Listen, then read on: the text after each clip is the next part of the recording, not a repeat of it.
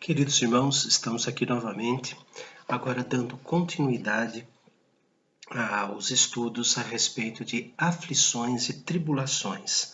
E a partir de agora e no próximo vídeo, nós vamos ver a aflição e a tribulação nas mãos de Deus. O que significa isso? Vimos no vídeo anterior que a aflição vem por vários motivos.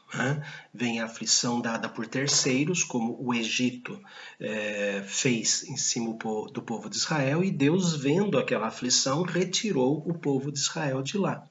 Vemos também que a palavra aflição e tribulação são usadas na Bíblia como sinônimas, aquele movimento de esfregar areia sobre a pele, esfregar até mesmo o tribulum, aquelas pranchas com pedras colocadas em entalhes, encaixadas em entalhes para poder separar a casca do trigo.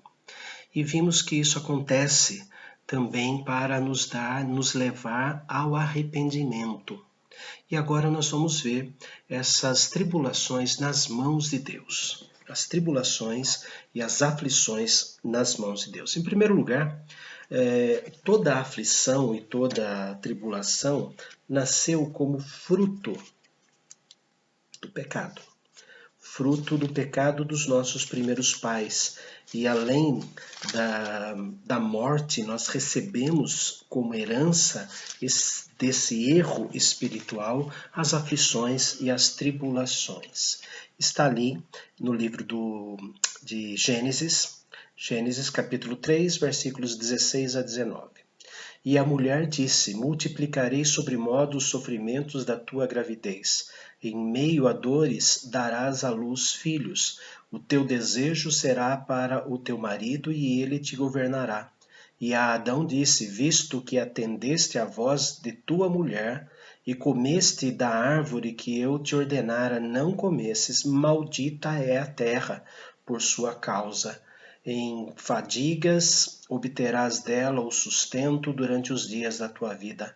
Ela produzirá também cardos e abrolhos, e tu viverás da erva do campo. No suor do rosto comerás o teu pão, até que tornes a terra, pois dela foste formado, porque tu és pó e ao pó tornarás. Como consequência, nascem então as aflições, as tribulações. Jó, é interessante que no livro de Jó, talvez o livro que mostra a aflição e a tribulação de várias e várias formas, Jó mostra no capítulo 5, Jó capítulo 5, versículos 6 e 7, que nós nascemos para as aflições, nós nascemos para as tribulações. Jó capítulo 5, versículos 6 e 7. Porque a aflição não vem do pó, e não é da terra que brota o enfado, mas o homem nasce para o enfado, como as faíscas de brasas voam para cima. O homem nasce para o enfado, para a aflição, para a tribulação de estar por aqui com as coisas, o homem nasce para isso. Ainda em Jó, no capítulo 14, versículos de 1 a 4, nós lemos assim: o homem nascido de mulher vive breve tempo, cheio de inquietação, nasce como a flor e murcha, foge como a sombra e não permanece. E sobre tal homem abres os teus olhos e o fazes entrar em juízo contigo? Quem da imundícia poderá tirar coisa pura? Ninguém. Nós somos tudo isso que Jó colocou para nós. Como consequência, nós nascemos para receber as aflições. Nós nascemos para sermos sujos. Tudo isso como consequência do pecado. Ainda no livro de Jó, no capítulo 4, versículo 8, Jó, capítulo 4, versículo 8, nós lemos assim: segundo eu tenho visto, os que lavram a iniquidade e semeiam o mal, isso mesmo eles cegam. É produzida pelo constante pecado.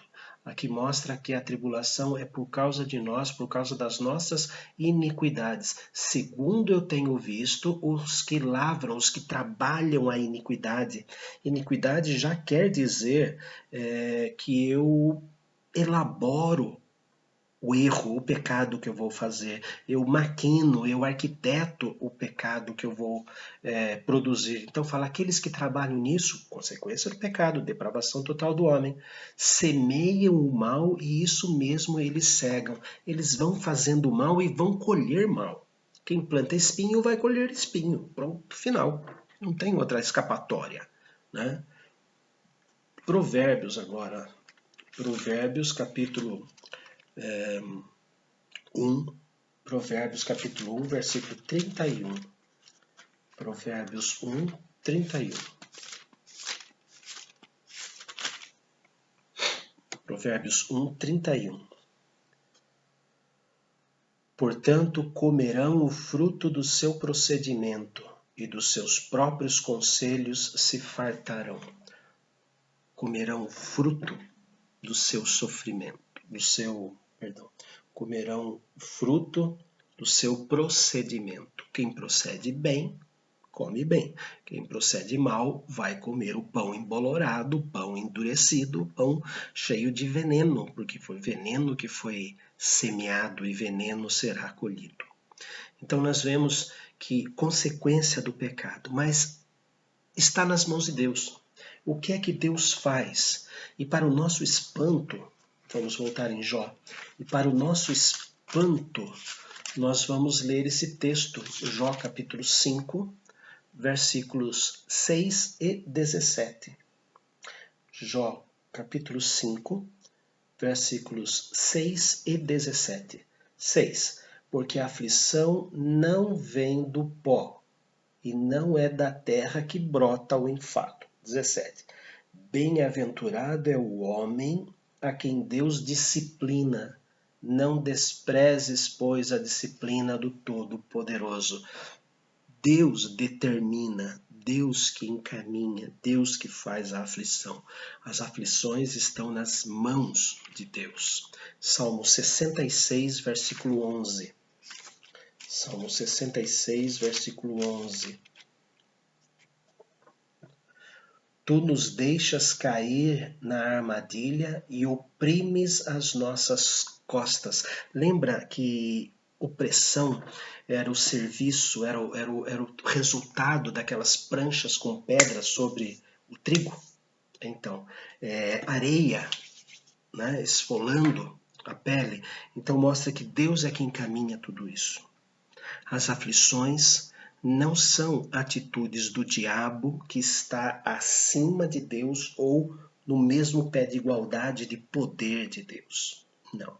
Jó sabe muito bem o que está falando, porque Jó, ele passou por aqueles momentos terríveis, mas Deus permitiu que Satanás fizesse aquilo.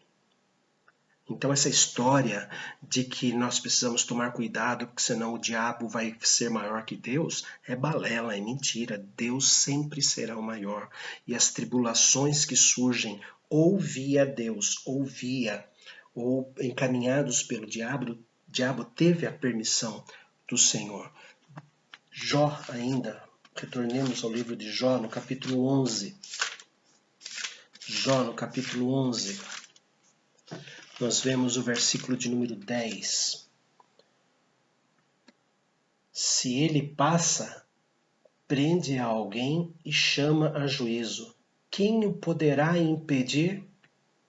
Ele está falando a respeito da ação de Deus na vida de nós. Deus usa a sua aflição e tribulação conforme a sua vontade. Quem é que vai resistir isso? Isaías capítulo 10. Profeta Isaías capítulo 10. Versículo de número 15. Isaías 10, 15. Porventura, gloriar-se-á o machado contra o que corta com ele? Ou presumirá a serra contra o que a maneja? Seria isso como se a vara brandisse os que a levantam e o bastão levantasse a quem não é pau. Ou seja, a aflição, esse bastão, essa serra, esse machado, está nas mãos de alguém. E ele usa como lhe apraz, como ele quer. Isaías 45, versículo de número 7. É o texto mais icônico, né? É um símbolo, é um ícone da soberania absoluta de Deus. Isaías 45, 7. Eu formo a luz e crio as trevas, faço a paz e crio o mal. Eu, o Senhor, faço todas estas coisas. Deus é que usa conforme o beneplácito, o desejo da sua própria vontade. Salmo, estamos em Isaías, vamos ficar em Isaías mesmo, só que agora o capítulo 9 de Isaías. Capítulo 9 de Isaías, versículo 1. Um outro detalhe, 9:1.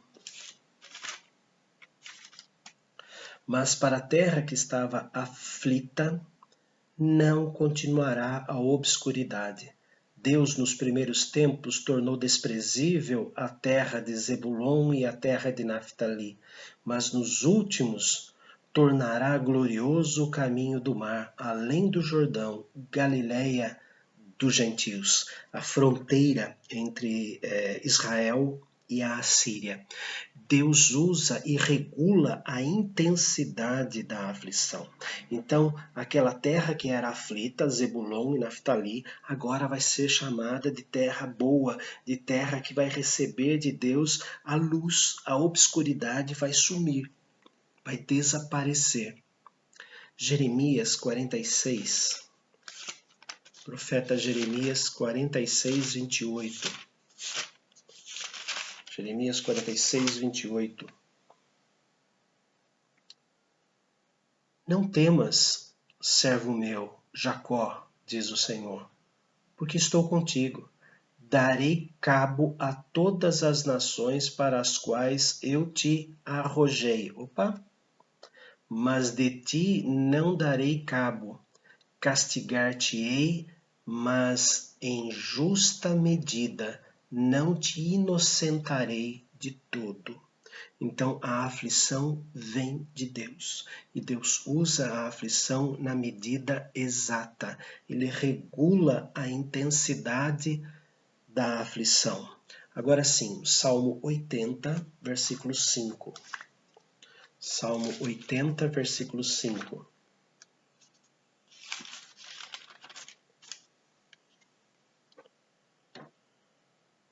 Dá-lhes a comer pão de lágrimas e a beber copioso pranto.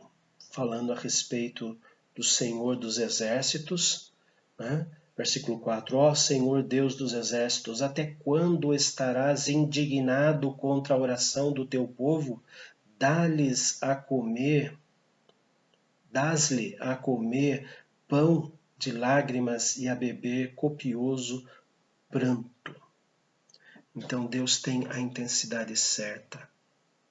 Agora tem um detalhe sobre a soberania absoluta de Deus e a firmeza de Deus nos seus propósitos. Algo que nós precisamos compreender muito bem. Está em Lamentações de Jeremias, capítulo 3. Lamentações de Jeremias, capítulo 3, versículos 31 a 33. Lamentações de Jeremias 3, 31 a 33. O Senhor não rejeitará para sempre, pois ainda que entristeça a alguém, usará de compaixão segundo a grandeza de suas misericórdias, porque não aflige nem entristece de bom grado os filhos dos homens. Não aflige nem entristece de bom grado os filhos dos homens. Deus traçou o plano e, embora no seu sentimento amor, na sua essência amor, ele não quisesse fazer isso, não está dentro da sua personalidade amorosa isso, Ele é soberano ao ponto de fazer isso. Dentro dos seus planos eternos, Deus sabe que, embora no fundo eu não gostaria, mas vai ter que acontecer, nós temos que entender a liberdade divina. A liberdade divina, o foco divino para mostrar misericórdia para conosco. Mesmo não querendo dar a aflição, Deus dá a aflição. Dá para entender? Ele não deixa de ser amoroso. Ele não deixa de ser misericordioso. Simplesmente, ele não é escravo do desejo. Nós sim, a nossa mente limitada, se Deus não quer, Deus não faz. Não é? Ele é livre ao ponto de não querer e mesmo assim fazer. De não sentir o desejo disso, mas ao mesmo tempo fazer isso. Para o bem do homem. Nós temos que compreender isso, que a missão do Senhor era mostrar o seu amor por nós. Então, por isso, ao invés de destruir a terra depois que Adão e Eva pecaram e começar tudo de novo, existe até uma teoria sobre isso, né? Mas ao invés de fazer isso, ele mandou seu filho no nosso lugar. E não foi para consertar a história, foi porque ele determinou antes a existência da história. Então, as aflições são frutos do pecado, as aflições são determinadas por Deus, são distribuídas segundo a vontade de Deus, as aflições e tribulações, Deus regula a intensidade de cada uma delas e Deus não faz de bom grado, mas as faz. Isto é o que nós precisamos saber hoje a respeito de tribulação. Ela nasceu pelo pecado. Mas Deus é quem comanda a tribulação. Deus é que dá intensidade, Deus que dá conforme Ele quer. Deus dá não por sua vontade própria, no sentido de ser misericordioso e bondoso, mas sendo misericordioso e bondoso, Ele coloca a aflição. Talvez assim fique mais fácil de entendermos. Pai amado, nós queremos agradecer. Porque embora esse vídeo, essa mensagem seja assim triste para nós, nós vemos a tua soberania. Nós vemos que o Senhor realmente é quem comanda. O Senhor comanda tanto o amor quanto a aflição. O Senhor comanda tanto a bondade quanto o aperto. O Senhor comanda tanto a tribulação quanto a misericórdia. O Senhor é que faz tudo. Tudo está nas tuas mãos. E o texto de Isaías que fala que o Senhor cria as trevas, o Senhor faz a luz, o Senhor cria o mal, o Senhor faz o bem, tudo o Senhor faz, porque o Senhor é Deus. O que cabe a nós, humanos, que sofremos as tribulações e aflições vindas da tua mão, lembrar que em Cristo Jesus o Senhor nos chama de filhos. E o Senhor só corrige a quem ama. Agradecemos as aflições e tribulações que vêm das tuas mãos, porque a palavra diz que o Senhor só corrige a quem o Senhor ama. Se nós não somos corrigidos, escreveu o escritor aos Hebreus, nós somos bastardos. Nós não somos bastardos. Nós temos um Pai poderoso, amoroso, misericordioso em Cristo Jesus. E para a glória de Cristo oramos. Amém. Não fique triste com a mensagem de hoje. Não fique triste, mas entenda que Deus é soberano, assim como o amor dele por nós é soberano. No próximo vídeo, nós teremos o coração mais aberto, teremos o coração fluindo, mesmo estudando aflição e tribulação. Aguardem.